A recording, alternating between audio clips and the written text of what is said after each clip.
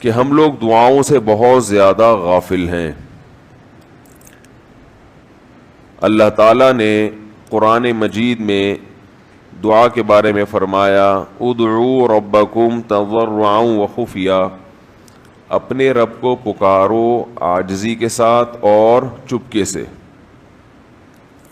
جیسے اللہ نے نماز کا حکم دیا، اللہ نے زکوٰۃ کا حکم دیا، بالکل اسی طرح سے اللہ نے مانگنے کا حکم بھی دیا ہے کہ ہم کس سے مانگیں؟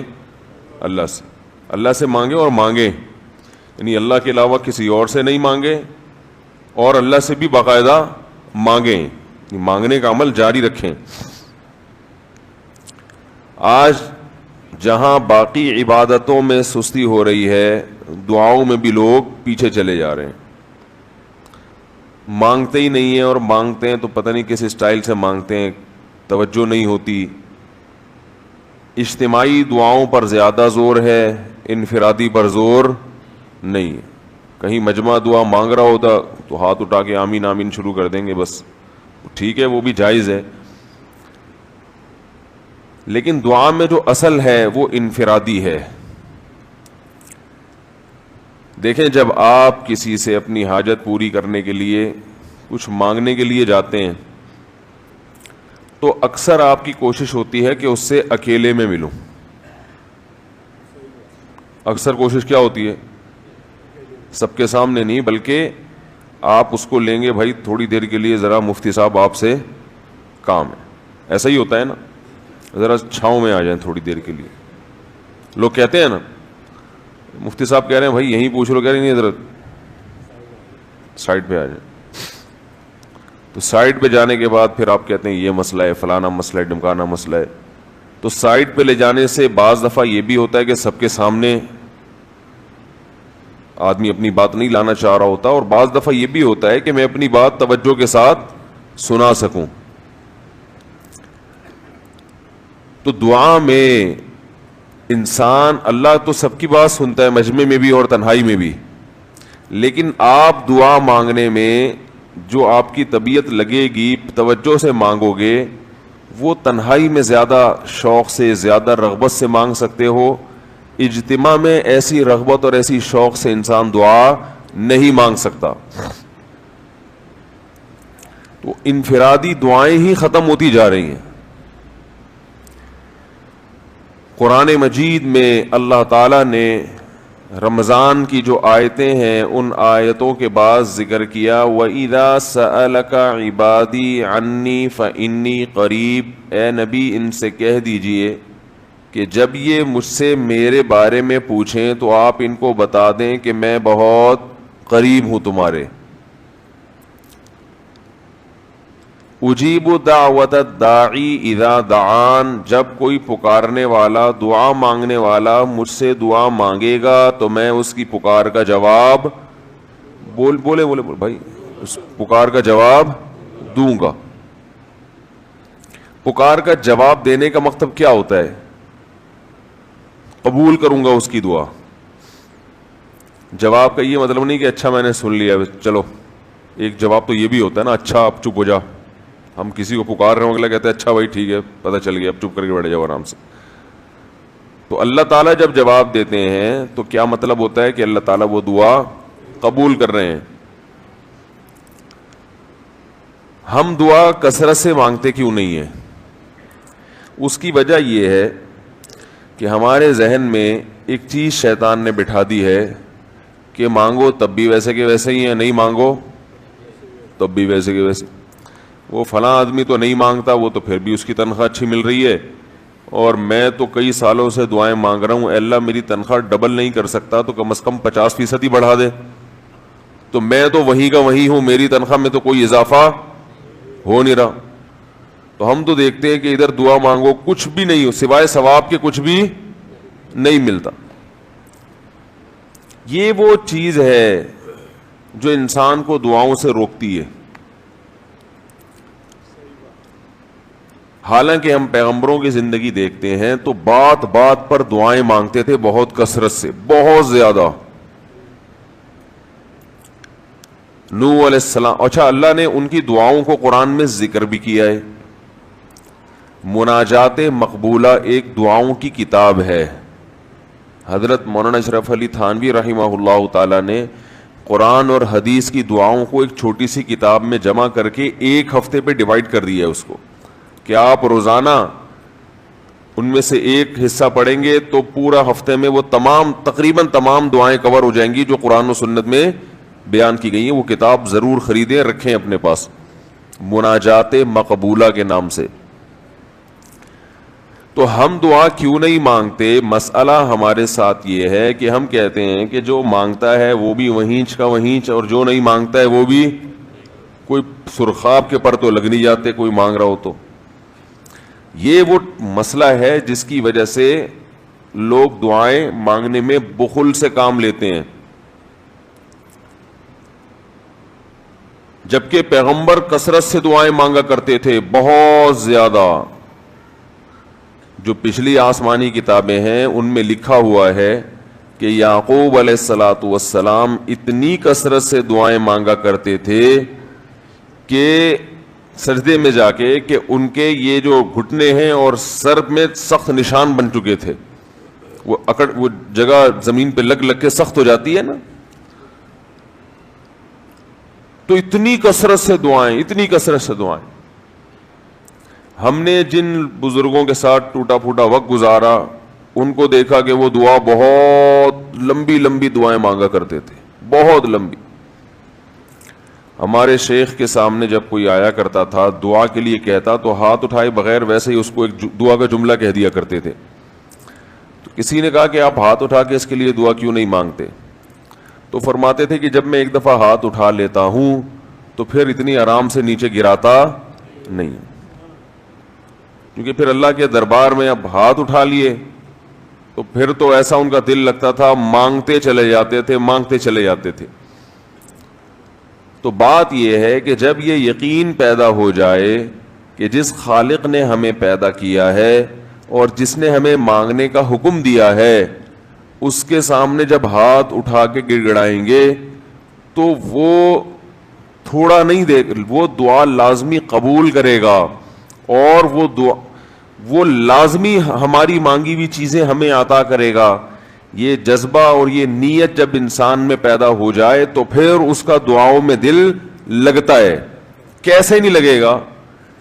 آپ سوچیں کہ آپ کو کوئی بتا دے کہ یہ جو سیٹھ صاحب ہیں بہت بڑے, آپ جا کے ان سے مانگو, یہ ٹائم نکال کے بیٹھے ہوئے ہیں, جتنا مانگو گے جو مانگو گے یہ دیں گے. تو اب آپ بتاؤ, آپ یہ کہو گے کہ میرے پاس مانگنے کا ٹائم نہیں ہے, ایسے موقع پہ آپ یہ کہو گے؟ آپ جائیں گے اور بسم اللہ کر کے شروع ہو جائیں گے.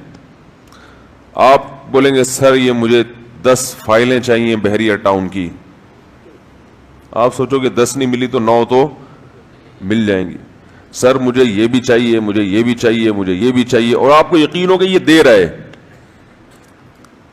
تو آپ کبھی بھی کنجوسی سے کام نہیں لو. پھر آپ یہ نہیں کرو گے کہ آپ مانگتے ہوئے جو ہے نا اس سے آپ جب مانگ رہے ہو تو آپ کی کبھی ادھر دیکھ رہے ہو, کبھی ادھر دیکھ رہے ہو, کبھی ناک میں انگلی گھما رہے ہو, کبھی سر میں کھجا رہے ہو. کوئی آ کے اس دوران آپ کو چھیڑے گا تو آپ کہو گے یہاں سے دفع ہو جاؤ, میں کام کر رہا ہوں. ایک بندہ سخاوت جوش میں آیا ہوا ہے ابھی اور فائلیں بحریہ ٹاؤن کی فری میں بانٹ رہا ہے. اس نے کہا بھائی جتنی مانگو گے دے دوں گا اور جو مانگو گے دے دوں گا. تو ابھی تو میرے پاس ٹائم کم ہے, مقابلہ بہت سخت ہے. اور پھر اس میں آپ کو الفاظ بھی خود بخود آ جائیں گے کس طرح سے سمجھانا ہے. مختلف طریقوں سے آپ بات کو گھماؤ گے. سر پلیز آپ بات کو سمجھا کریں, میں آپ کے پاس آیا ہوں, آپ کو پتا ہے میں ادھر بھی جا سکتا تھا, وہ وسیم کباڑیہ کا بزنس بھی آج کل بہت چل رہا ہے, میرے پرانے اچھے تعلقات ہیں, لیکن مجھے پتا تھا کہ آپ تو آپ ہیں, آپ جیسا سیٹ تو کوئی ہے ہی نہیں, اور ہر مشکل میں آپ نے میری مدد کی ہے. جو الفاظ بھی اس کی سخاوت کو ابھارنے والے ہوں گے وہ تمام آپ اس موقع پر اس کے اوپر انڈیل دو گے, پورا دیگچہ بھر کے اس کے اوپر ڈال دو گے آپ. تو اللہ سے جب مانگتا ہے انسان اور اس کو یقین ہو کہ اللہ میری دعا کو پورا کرے گا, تو اس یقین کے ساتھ جب دعا مانگی جاتی ہے تو اس کا اسٹائل کچھ اور ہوتا ہے, اور ایک فارمیلٹی پوری کرنے کے لیے دعا جب مانگی جاتی ہے جیسے کہ ہمارے ہاں ہو رہا ہے تو اس کا اسٹائل اور انداز کچھ اور ہوتا ہے.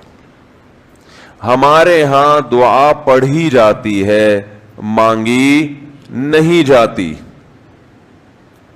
ربنا آتنا فی الدنیا حسنۃ وفی الآخرۃ حسنۃ وقنا عذاب النار آمین. اور کہ ربنا ظلمنا انفسنا وان لم تغفر لنا وترحمنا لنکونن من الخاسرین آمین. یہ دعا مانگی جا رہی ہے یا پڑھی جا رہی ہے؟ یہ تو پڑھی جا رہی ہے اور آمین بھی پڑھا جا رہا ہے اس پہ. تو اللہ نے ہمیں یہ نہیں کہا کہ اقرأوا الدعاء عند ربکم, اپنے رب کے سامنے دعائیں پڑھا کرو. اللہ نے کہا ادعو, مانگو, پکارو, مانگو اس سے. بھیکاری جیسے بھیک مانگتا ہے نا, لوگ کہتے ہیں مانگنے کا کیا طریقہ ہے. بھائی جو بھیکاریوں سے پوچھو بھیک مانگنے کا کیا طریقہ ہے. بھیکاری اکثر ان پڑھ ہوتے ہیں, جو پڑھے لکھے بھیکاری ہوتے ہیں پھر وہ IMF سے مانگتے ہیں, وہ چھوٹی موٹی چیزیں نہیں مانگتے. بھیکاری اکثر کیا ہوتے ہیں؟ ان پڑھ, جن سے ہمارا صبح و شام واسطہ پڑتا ہے. تو یہ کسی سے بھیک مانگنے کا طریقہ سیکھ کے آتے ہیں؟ بولو نا بھائی, کسی سے طریقہ سیکھ کے آتے ہیں کہ یار وہ ذرا فلاں بندے سے چندہ مانگنا, ذرا طریقہ بتانا. اگر کوئی بتائے گا بھی تو وہ کہے گا تو اپنے پاس رکھ, مجھے پتا ہے مجھے جیب اپنی کیسے بھرنی ہے. اس موقع پہ جو اس کی حالت دیکھ کے نا وہ اپنا منہ بھی ٹیڑھا ویڑھا کرے گا, کپڑے بھی پھٹے پرانے, اور بہت گھمائے گا بات کو, ایسے منہ بنائے گا جیسے دنیا میں اس سے زیادہ غریب اور محتاج کوئی ہے ہی نہیں. سحری پانی سے کیے میں نے, گھر میں بچے بھوک سے بلک رہے ہیں, ایسی کہانیاں سنائے گا, ایسی کہانیاں سنائے گا. تو یہی حال انسان کا ہے جب اسے پتا ہو کہ میرا رب جو مانگوں گا وہ دے گا مجھے, تو پھر اس کے بھیک مانگنے کا انداز اور جو دعا مانگنے کا اسٹائل ہے وہ خود بخود فطرت اسے سکھا دیتی ہے. خود بخود اس کے اندر الفاظ آنا شروع ہو جاتے ہیں کہ ایسے مانگنا چاہیے.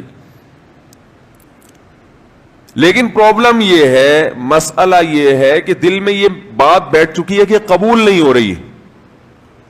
عجیب حدیث ہے, رسول اللہ صلی اللہ علیہ وسلم نے ارشاد فرمایا کہ اللہ بندے کی دعا قبول کرتے رہتے ہیں, وہ مانگتا رہتا ہے قبول ہوتی رہتی ہے, وہ مانگتا رہتا ہے قبول ہوتی رہتی ہے, یہاں تک کہ ایک وقت ایسا آتا ہے کہ بندہ یہ کہتا ہے کہ میں مانگ رہا ہوں قبول تو ہو نہیں رہی. تو جب یہ کہتا ہے تو اس وقت قبول کرنا بند کر دیتے ہیں اللہ تعالیٰ. اللہ کہتے ہیں کہ اگر تو یہ سمجھ رہا ہے کہ قبول نہیں ہو رہی تو اب نہیں ہوگی. اب عجیب بات ہے یا نہیں ہے یہ حدیث؟ بھائی وہ بندہ کئی سال سے دعائیں مانگ رہا تھا اور پھر آخر میں آ کے کہتا ہے کہ قبول تو ہو نہیں رہی, تو ظاہر ہے کچھ نہیں ہو رہی ہوگی, تبھی تو کہہ رہا ہے نا. اس کو ایسا لگ رہا ہوگا کہ قبول نہیں ہو رہی. بھائی اس کو یہ لگ رہا ہوگا کہ نہیں, جو چیزیں مانگ رہا ہوں وہ تو مل نہیں رہی, تو تبھی تو وہ کہتا ہے کہ قبول نہیں ہو رہی. تو سوال پیدا ہوتا ہے پھر اللہ قبول کرنا بند کیوں کر دیتے ہیں؟ اللہ تعالیٰ جب دعائیں قبول کرتے ہیں تو اس کا انداز وہ نہیں ہوتا جیسے ایک عام انسان جب کسی کو بھیک دیتا ہے. ایک عام فقیر جب آپ کے پاس آئے گا, آپ سے بھیک مانگے گا, 100 روپے دے دو, 20 روپے دے دو, آپ اٹھا کے 100 نہیں تو 10-20 تو پکڑا دیتے ہیں اس کو, تو وہ یہ سمجھتا ہے کہ میری دعا کیا ہو گئی؟ قبول. لیکن اللہ تعالیٰ اس طرح دعا نہیں قبول کرتے.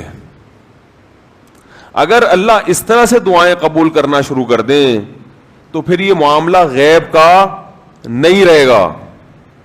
ادھر آپ نے دعا مانگی, اے اللہ میرے کاروبار کو بڑھا دے, لیلۃ القدر میں رو کے دعا مانگی, اور صبح صادق کے وقت آپ کا فون آیا کہ آپ کا کنٹینر کسٹم والوں کے شر سے محفوظ ہو گیا ہے, سمجھ میں پاس ہو گیا وہ, اور آپ کی چیز ڈبل قیمت پہ بک گئی ہے.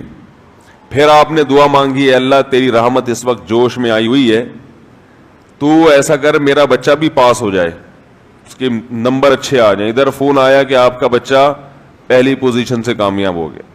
پھر آپ نے کہا آج اللہ کی رحمت بہت جوش میں آئی ہوئی ہے, اے اللہ میری بیوی بھی ٹھیک ہو جائے. تو بیگم صاحبہ کا فوراً فون آ گیا کہ میں ٹھیک ہو گئی ہوں. ہے بھائی, میں ٹھیک ہو گئی.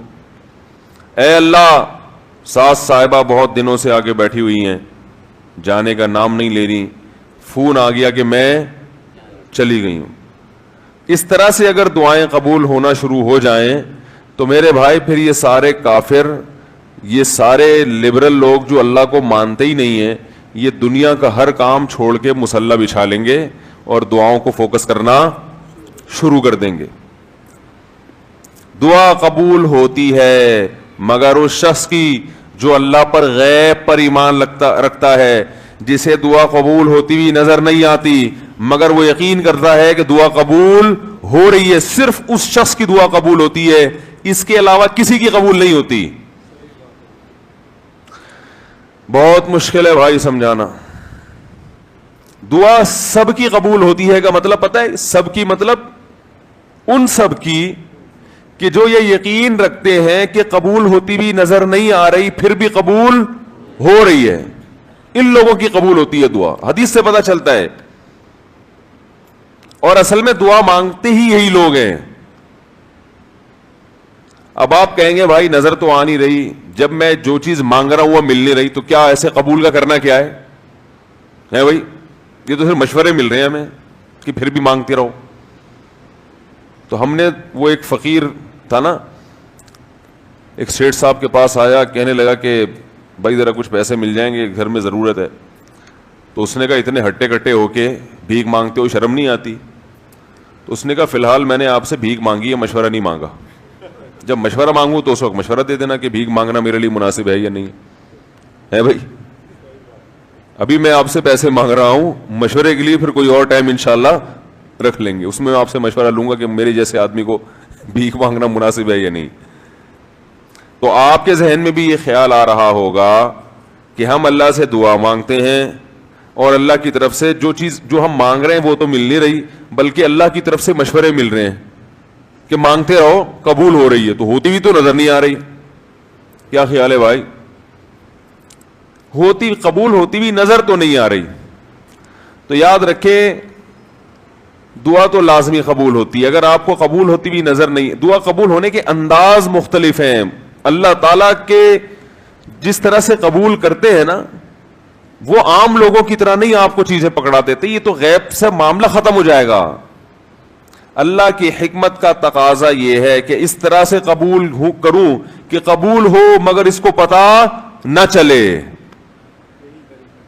کیونکہ وہ اللہ کا دربار ہے, اس کی کچھ قیمت ہے کہ وہ ہر ایک کو مانگنے کی توفیق نہیں دیتا. بھائی آپ نے کبھی دیکھا کہ کوئی سیٹ ایسی دکان کھول کے بیٹھ جائے کہ آؤ جو مانگو میں دوں گا؟ ایسے تو کیا ہوگا کہ پورا نظام خراب ہو جائے گا نا.